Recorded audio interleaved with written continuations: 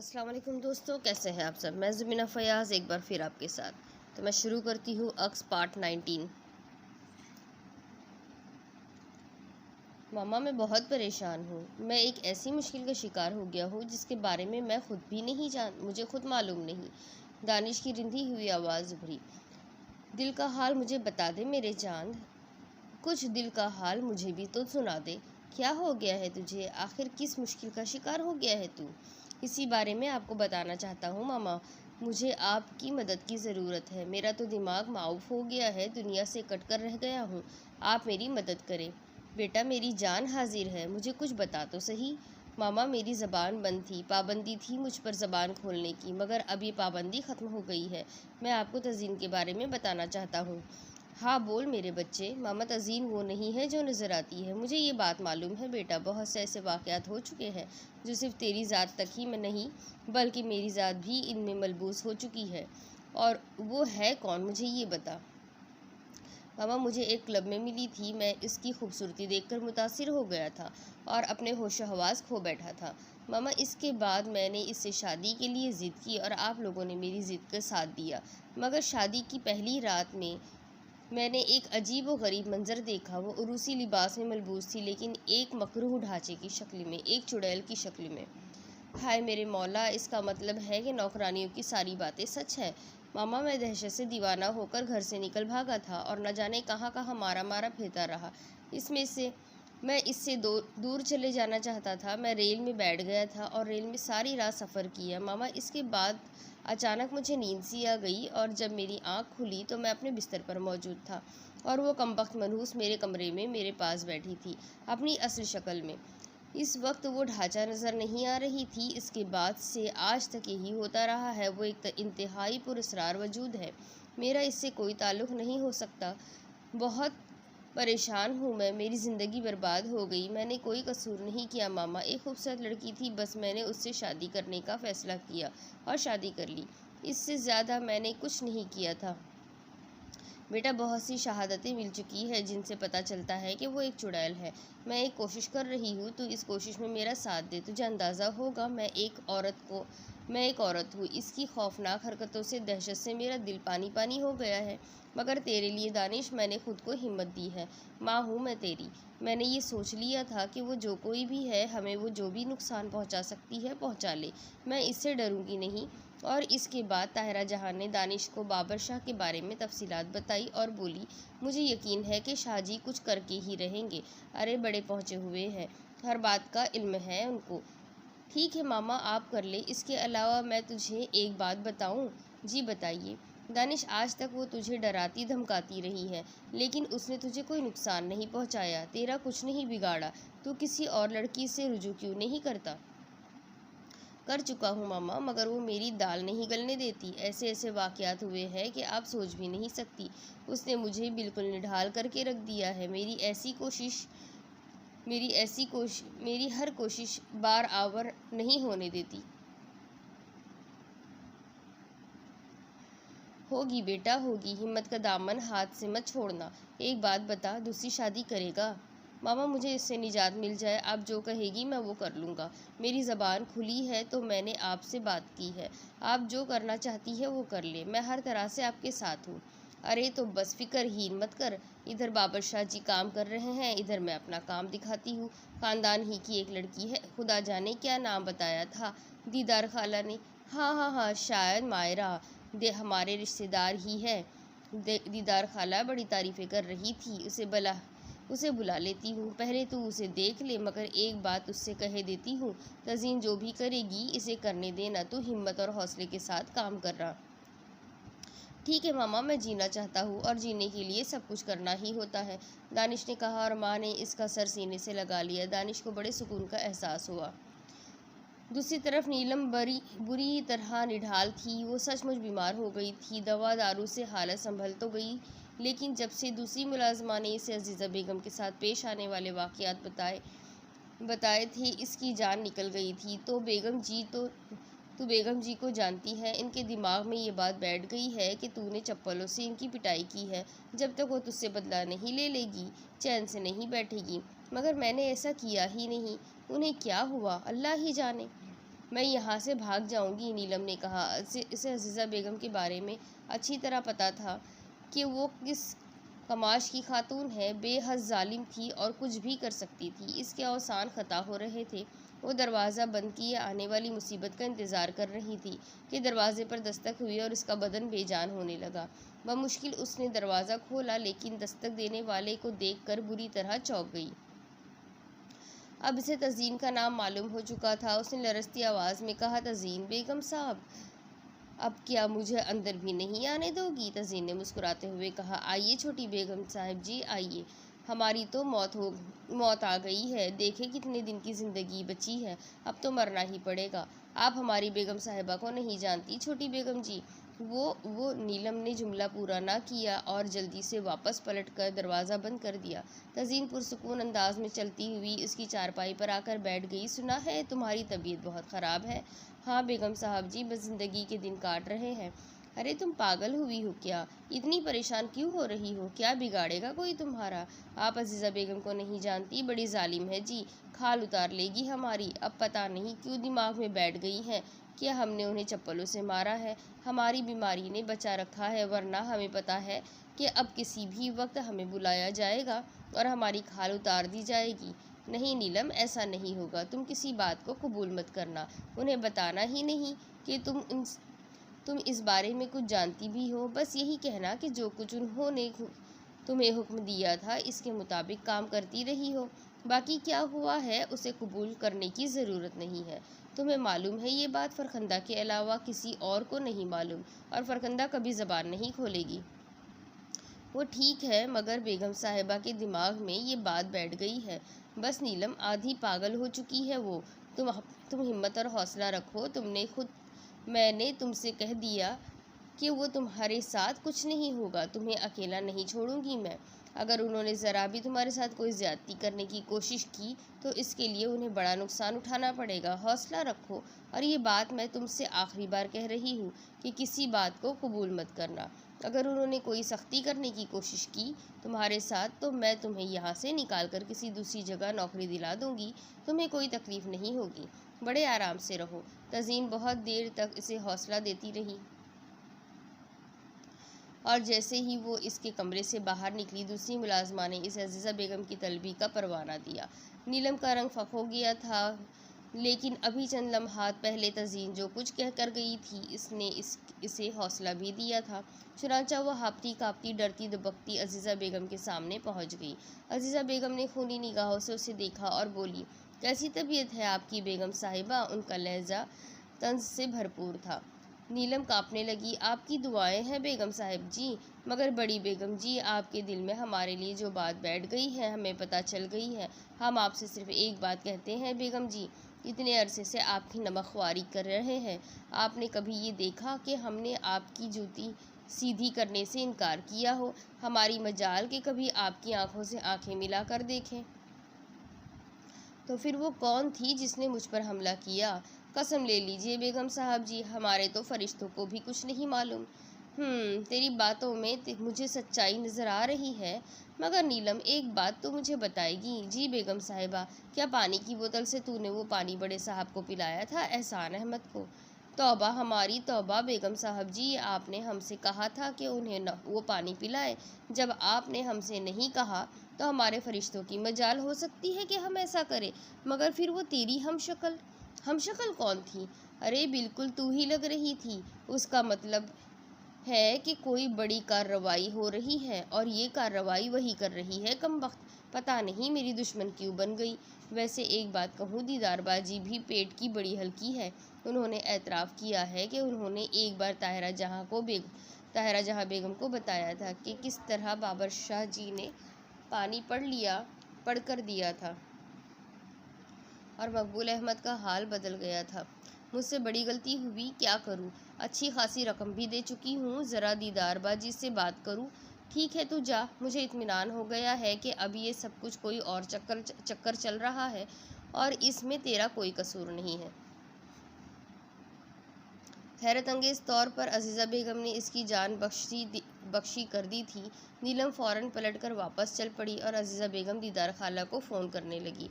बहुत देर तक उन्होंने फ़ोन मिलाने की कोशिश की, लेकिन दीदार खाला से राब्ता कायम नहीं हो सका।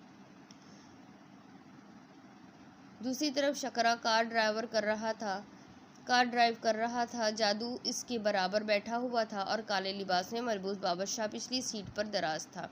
वो एक कच्चे रास्ते पर सफ़र कर रहे थे।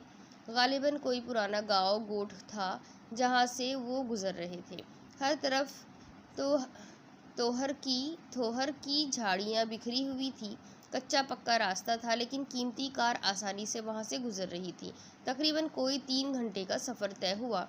फिर उसके बाद आबादी थी, टूटे फूटे घरों पर मुश्तमिल, कहीं घास फूस के झोपड़े बने हुए, कहीं कच्चे मकानों की दीवारें उठी हुई। इनके दरमियान नंग धड़ंग बच्चे खेल रहे थे। माहौल बड़ा असरज़दा था। एक तरफ एक छोटा सा मंदिर नज़र आया जो भूरी ईंटों से बना हुआ था और इस पर जगह जगह ही के निशान लगे हुए थे। गालिबन ये हिंदू आबादी थी। कार जब इस आबादी से थोड़े फासले से गुजरी तो बच्चे कार की जानिब दौड़ पड़े। हाथ फैला फैला कर भीख मांग रहे थे, लेकिन यहाँ शकरे ने रफ्तार थोड़ी सी तेज़ कर दी। आबादी पीछे रह गई, लेकिन इसके आसार जगह जगह नज़र आ रहे थे। कहीं पक्की ईंटों के मुंडेर बंधे हुए थे। फिर एक टूटा फूटा खंडर नज़र आया जो काफ़ी कदीम मालूम होता था। यहाँ आने के बाद कार की रफ्तार सुस्त होने लगी और थोड़ी देर के बाद वो मंदिर से थोड़े फासले पर रुक गई। शकरा और जादू अपनी अपनी तरफ से दरवाजे खोलकर जल्दी से नीचे उतर आए थे। शकरे ने कार का दरवाज़ा खोला और बाबर शाह नीचे उतर आया। तुम लोग इंतज़ार करो, मुझे देर भी हो जाए तो परवाह मत करना, बाबर शाह ने कहा और पुरवकार चाल चलता हुआ इस खंडरनुमा इमारत के दरवाजे की जानिब बढ़ गया। वो दरवाजे से अंदर दाखिल हुआ तो काले काले रंग के 3-4 बंदे नजर आए। वो इसे देखकर कुछ हट गए थे और उन्होंने इसे आगे जाने का रास्ता दे दिया था। मंदिर में बदबू भरी हुई थी, जबकि अंदर जाने के रास्ते शफाफ थे। एक और दरवाजे से दाखिल अंदर होकर वो एक बड़े हॉल नुमा कमरे में पहुंच गया, जहां बहुत से बुत रखे हुए थे और इनके दरमियान एक मुर्गछाला पर दुबले पतले बदन का एक साधु धूनी रुमाए बैठा हुआ था। कमरे में अच्छी खासी रोशनी थी। साधु के होठों पर मुस्कुराहट फैल गई और उसने कहा, आओ आओ बाबर शाह महाराज, बड़े भाग है हमारे कि महाराज को हमारा ख्याल आया और वो हमारे यहाँ पधारे हैं। अरे लाओ रे, महाराज के बैठने के लिए चौकी लाओ। फौरन ही 2 आदमी एक चौड़ी सी चौकी लिए हुए आ गए, जिसे इस साधुनुमा शख्स के सामने डाल दिया गया और बाबर शाह उस पर बैठ गया। साधु के दोनों तरफ 2 इंसानी खोपड़ियाँ थीं, जिन पर उसने दोनों हाथ रखे हुए थे। फिर वो बोला, भोकल पंथ कंद में महाराज का स्वागत है। कैसे आना हुआ बाबर शाह महाराज, सौदा करेगा? बोल, सौदा करेगा 3 बैरों का? जवाब में साधु हंस पड़ा। फिर बोला, ये सौदा तो तूने कई बार किया है बाबर शाह, अब क्या लाया है बदले में? हम तो एक बात कहते हैं तुझसे, भोगल पंथ में आजा। क्या रखा है धर्म कर्म में? ये धर्म कर्म की पूजा करने वालों को भी कुछ मिला है तेरे ख्याल में? हमें बता। अपनी बात कर महापाल, अपनी बात कर, सिर्फ वो बात कर जो तेरे करने की है। बाबर शाह ने कहा, चल ठीक है, बात कर। मेरे पास तेरा केस है महापाल, और इस बार मैं पक्का सौदा करने आया हूँ। बदले में क्या दे रहा है? माया मनी, बाबर शाह ने कहा। अचानक ही महापाल का चेहरा सुर्ख हो गया। उसके दोनों हाथ खोपड़ियों से हट गए थे। उसने लरजती हुई लेकिन भारी आवाज़ में दोहराया, माया मनी? बाबर शाह ने गर्दन हिलाते हुए कहा, हाँ माया मनी। महापाल सर्द निगाहों से उसे घूरने लगा। कुछ देर तक खामोश रहा, फिर बोला, हमने तुझसे कभी मजाक नहीं किया है बाबर शाह, जब भी की है खरी बात की है। जो बात कही है सोच समझ कर कही है।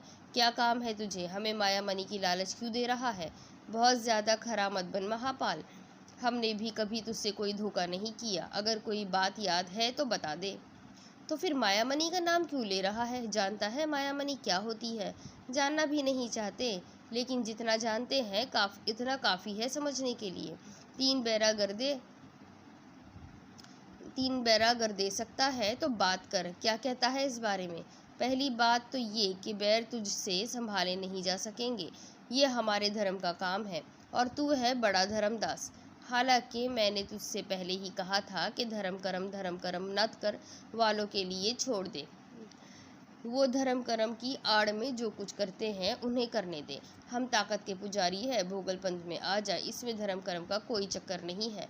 तू मुझे कहानियां सुनाने क्यों बैठ गया महापाल? अपनी बात कर, बोल। 3 बैरों का सौदा करता है या नहीं?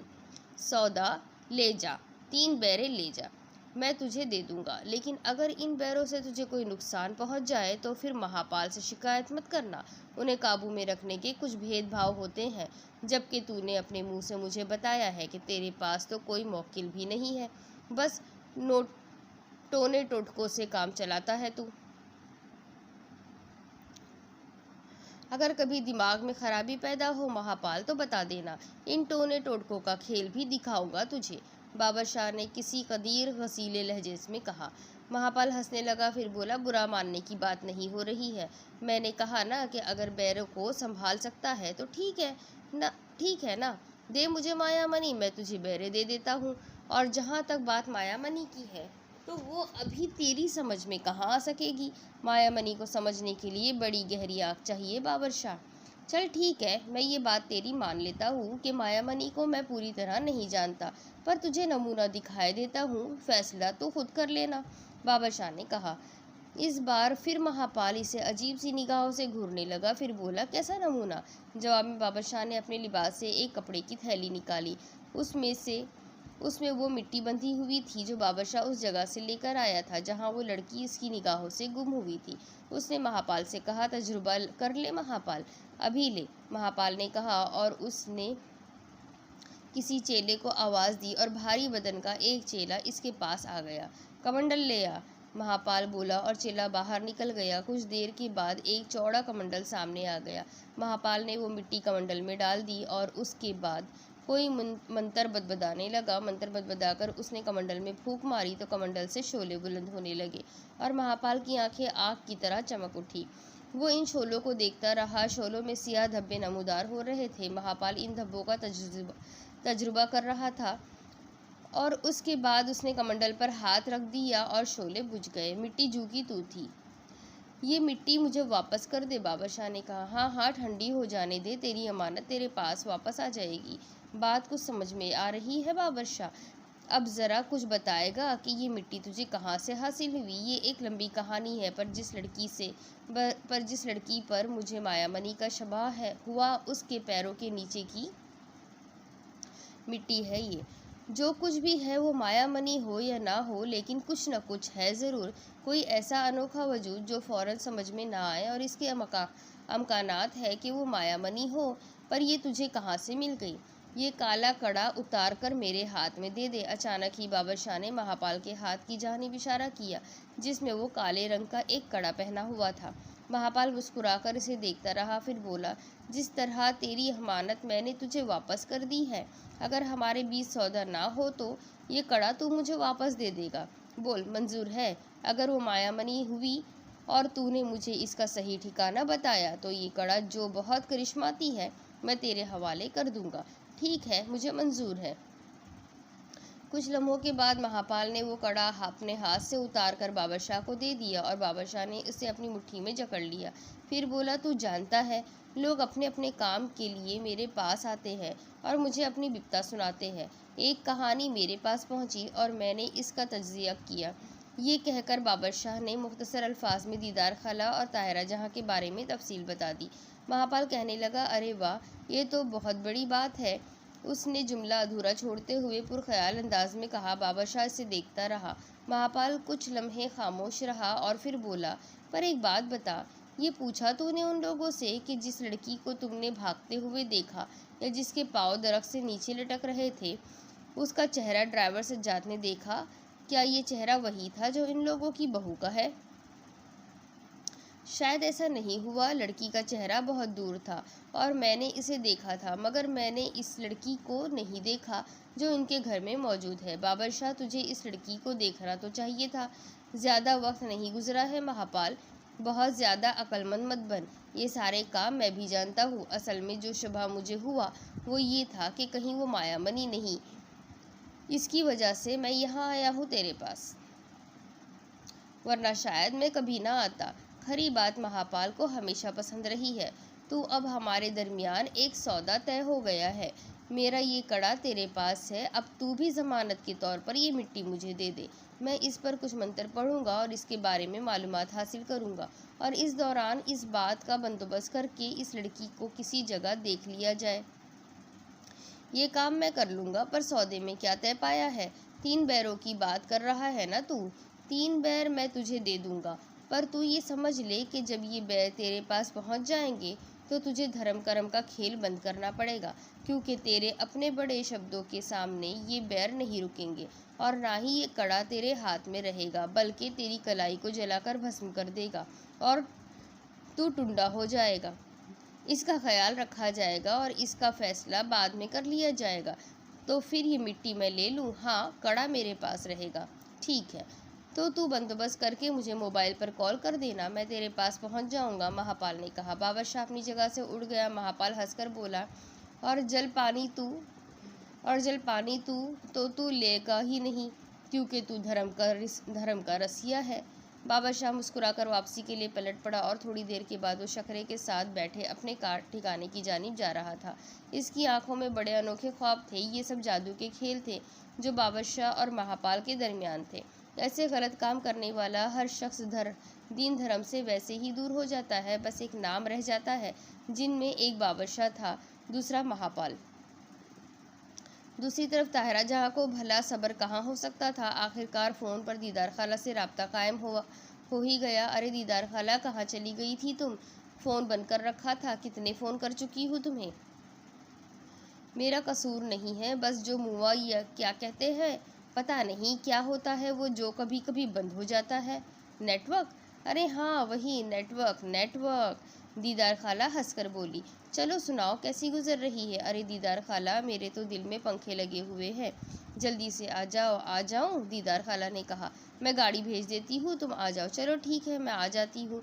कुछ कहोगी तो बुरा तो नहीं मानोगी? नहीं, बोले क्या बात है दीदार खाला, खैरियत? मेरा मतलब था कि वहाँ तुम्हारे यहाँ वो मौजूद होती है, हम खुलकर बात नहीं कर सकते।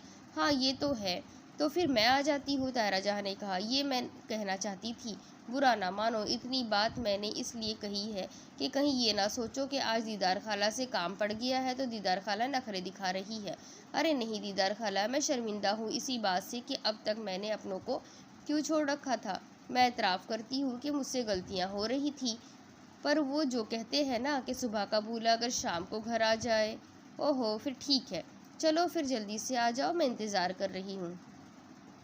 शुक्रिया दीदार खाला, आ रही हूँ मैं, ताहिरा जहाँ ने कहा और फ़ोन बंद कर दिया। सज्जाद तो बिल्कुल अधमरा होकर रह गया था, बीमार पड़ा हुआ था और शायद इसकी बीमारी की वजह से तज़ीन भी घर से बाहर नहीं निकल रही थी। वैसे भी वो कम ही बाहर जाती थी। अलबत्ता महफूज था और अभी तक इसके साथ कोई वाक़या पेश नहीं आया था। हाँ, अगर तज़ीन को कहीं जाना होता तो अब वो महफूज को साथ लेकर जा सकती थी। सज्जाद के बारे में इसे इल्म था कि सज्जाद की हालत बेहतर नहीं है। अलबत्ता उसने सज्जाद से आज तक किसी भी मौजू पर कोई गुफ्तगू नहीं की थी। बस अजीब से मिजाज की शख्सियत थी इसकी। चंद ही लोगों से इसका वास्ता रहा था, जैसे दानिश या फिर उसका दूसरा निशाना ताहिरा जहाँ थी।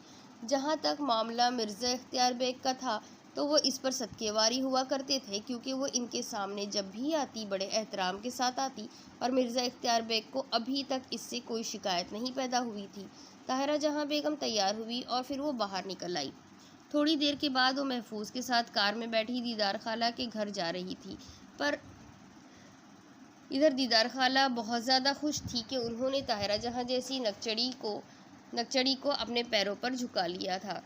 उन्होंने ताहिरा जहाँ का इस्तकबाल किया बहुत ही पुरजोश अंदाज में। ताहिरा जहाँ के अंदाज में थोड़ी सी शर्मिंदगी ज़रूर थी, लेकिन दीदार खाला बड़ी चालाक थी। उन्होंने ताहिरा जहाँ को महसूस नहीं होने दिया और उन्हें अपने ख़ास कमरे में ले गई। हालांकि घर में ड्राइंग रूम भी था, मगर दीदार खाला अपनी और ताहिरा जहाँ की बातों को हर हाल में महफूज रखना चाहती थी। उनका घर भी भरा पूरा था, बेटे बहू पोते पोतियाँ सब ही साथ रहा करते थे एक घर में। दीदार खाला की हुक्मरानी पूरे घर पर थी। अल्लाह का दिया सब कुछ मौजूद था। ये भी नहीं कि किसी का काम करा के कुछ अपना कमीशन बनाती हो, बस हर शख्स का अपना एक शौक़ होता है और दीदार खाला को इधर की उधर लगाने और उधर की इधर लगाने का बड़ा शौक था। बहरहाल ताहिरा जहाँ के चेहरे पर खुशी देखकर बोली, आज बड़ी खुश नज़र आ रही हो ताहिरा। अरे दीदार खाला, हाथ चूम लूँ आपके, क्या दूँ क्या ना दूँ आपको। बस एक बात कह देती हूँ, अगर किसी चीज़ की ज़रूरत हो दीदार खाला तो दिलो जान से हाजिर हूँ, कभी तकल्लुफ़ ना करें। ना बीबी ना, अल्लाह ने इतना दे दिया है कि खुद मुझसे संभाले नहीं संभलता। किसी से कोई लालच नहीं है, बस दुआए खैर कर दिया करो। दीदार खाला के लिए खुशी की वजह बताओ। अरे मेरे दानिश ने मुझे तस्लीम कर लिया, माँ मान लिया मुझे। दोबारा भूल ही गया था कि मैं उसकी माँ हूँ अब, पर सब याद आ गया उसे। कुर्बान जाओ बाबा शाह के, काम हुआ है मेरा दीदार खाला। काम हुआ है, वरना उसने तो मुझे मुंह लगाना ही छोड़ दिया था। ये जो कुछ हुआ है शाहजी की वजह से हुआ है। मुझे अंदाज़ा है कि काम कर रहे होंगे। आपको कुछ उनकी खैरियत मिली दीदार खाला? हाँ, पता चला था मुझे। आजकल कुछ चिल्लो वजीफ़ों पर लगे हुए हैं और झोपड़ी पर मौजूद नहीं है, कहीं बाहर निकले हुए हैं। जादू से बात हुई थी, कहने लगा कि अभी कुछ दिन तक ना आना, जब भी शाहजी फारिग हो जाएंगे मैं तुम्हें टेलीफोन करके बता दूंगा। अच्छा अच्छा, मेरे लिए ही काम कर रहे होंगे और नतीजा बरामद हो रहा है दीदार खाला। हुआ क्या है, कुछ बताओ तो सही।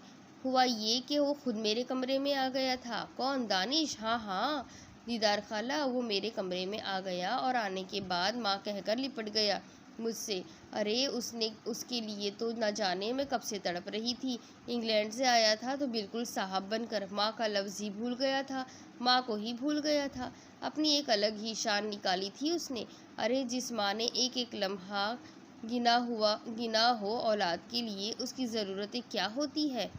यही कि औलाद जवान होकर इसकी हर बात पर सर झुकाए, मगर खाला कभी उसने ऐसा नहीं किया।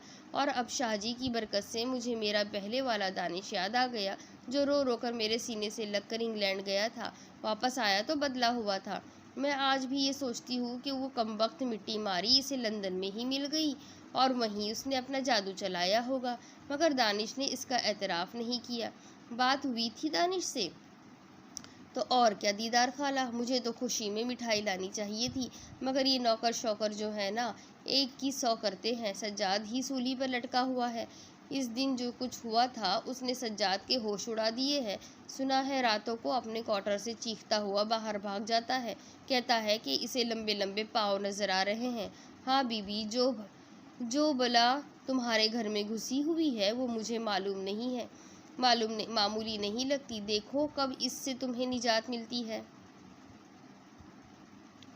दीदार खाला, काम शुरू हो गया है। शाहजी ने एक करामत तो दिखा दी है कि उसने मेरे पास आकर अपना मुंह खोल दिया।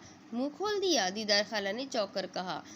हाँ, मैं जो लगी हुई थी ना इस चक्कर में कि इस चुड़ैल के बारे में कुछ पता चले, वो बताता है कि यही क्लब में मिली थी। इसे अच्छी लगी, लेकिन शादी की पहली रात उसकी आंखें खुल गई। उसे वो भुतनी की शक्ल में नजर आई थी। और मैं तुम्हें बता चुकी हूँ कि इसे इस शक्ल में मेरी 2 नौकरानियों ने भी देखा था। बताया था मैंने तुम्हें कि दरख्त पर चढ़ी थी। और इसके बाद से अब तक जो हालात पेश आ रहे थे, दानिश ने इनकी तस्दीक कर दी। बिलाशुबा वो कोई पिछल पैरी है, हालांकि कमबख्त के पाँव तो सीधे हैं, मगर इन भूत परितों की बहुत सारी किस्में होती हैं। दीदार खाला, सारी बातें अपनी जगह। बाबर शाह जो कुछ कर रहे हैं उनसे कहो कि करते रहें। रफ्ता रफ्ता सब ठीक हो जाएगा। आखिरकार वो भुतनी घर से निकल ही जाएगी। अल्लाह ने चाहा तो ऐसा ही होगा, तुम फिक्र मत करो। लेकिन मुझे बड़ी खुशी हुई है। अच्छा, वो हाशिम खाला वाली बात कर ली तुमने? वही तो बताने आई हूँ दीदार खाला, ताहिरा जहाँ ने कहा। तैयार हो गया? वो तैयार हो गया। क्या? दीदार खाला खुशी से उछल पड़ी। हाँ हाँ, मैंने रिश्ता भी बताया। मैंने कहा कि हाशिम खां हमारे रिश्तेदार हैं, अच्छी हैसियत वाले लोग हैं, इज़्ज़तदार है, सब कुछ है उनके पास। और सबसे बड़ी बात यह है कि वो शादी के लिए भी तैयार हो जाएंगी।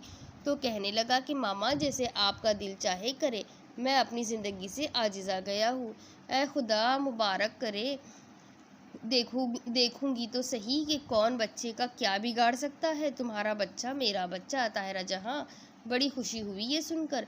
तुम कह रही थी ना कि दीदार खाला तुम्हें इन बातों से क्या मिलता है, तो ताहिरा जहाँ बस यूँ समझ लो कि दिलों को जोड़ना मेरा शौक़ है, मुसीबतों में काम आना मेरी फितरत है। मुझे इसके बदले में कुछ नहीं चाहिए, कभी किसी से कुछ नहीं चाहा। जब अल्लाह ने दे रखा है तो मुझे क्या ज़रूरत है किसी से कुछ मांगने की। बस रिश्तों की कदर करती हूँ, रिश्तों से मोहब्बत करती हूँ मैं। सो तो है दीदार खाला, आप बेलौस सबके काम आती है। तो फिर बोलो क्या करना है। लो मुझसे पूछ रही हैं आप। अभी कह चुकी हूँ कि दानिश आपका भी बच्चा है। अब आप बताइए मुझे कि मुझे क्या करना होगा। मैं आपके हुक्म पर चलूँगी। एक बात सोच रही हूँ, अगर हाशिम और नुसरत को यहाँ बुलाती हूँ, या चलो फ़र्ज़ करो मायरा को भी बुला लेती हूँ, तो सूरत हाल भी गड़बड़ हो सकती है। क्या मतलब? मेरा मतलब ये है कि आज जिस लिए मैं वहाँ तुम्हारे घर नहीं आई, वही मसला इन लोगों के लिए भी हो सकता है। वो वहाँ मौजूद होगी और वो चुड़ैल कुछ भी कर सकती है, इसका तो तुम्हें पता है। हाँ ये तो है। तो फिर यूँ करो, वैसे भी हक यही बनता है कि तुम खुद हाशिम खां के यहाँ चलो। मैं चलूँगी। मैंने कह दिया कि किसी को कोई एतराज़ है तो अपने दिल में रखे। मिर्ज़ा इख्तियार बेग सवाल करेंगे कि इनकी सलाह मशवरे के बगैर मैंने ये कदम क्यों उठाया, तो मैं कह दूँगी कि बस बहुत हो गई। घर में रखना चाहते हो तो रखो, ना रखना चाहो तो ना रखो। अपने बच्चे को लेकर कहीं निकल जाऊँगी। बस दीदार खाला, यूँ समझ लो कि मैं भी आजिज़ आ गई हूँ इन हालातों से। आखिर मेरा भी कोई हक है, कोई मान है। हाँ है, बिल्कुल है। मगर एक बात बताओ, अगर उन्होंने कुछ भंड किया तो? कैसा भंड? मतलब ये है कि हम तो हाशिम खां से मिलेंगे, बात कर लें और मिर्ज़ा इख्तियार बेग कह दें कि वो ये दूसरी शादी नहीं करना चाहते। अब इसके आगे क्या होगा? क्या दानिश की दूसरी शादी होगी? क्या मिर्ज़ा इख्तियार बेग इस शादी के लिए मान जाएंगे? और तज़ीन क्या करेगी? चलो ये जानने के लिए मेरे साथ बने रहिए। मेरे चैनल को सब्सक्राइब कीजिए और बेल आइकन को ज़रूर दबाइए। अगली किस्त में फिर मिलते हैं। अल्लाह हाफ़िज़।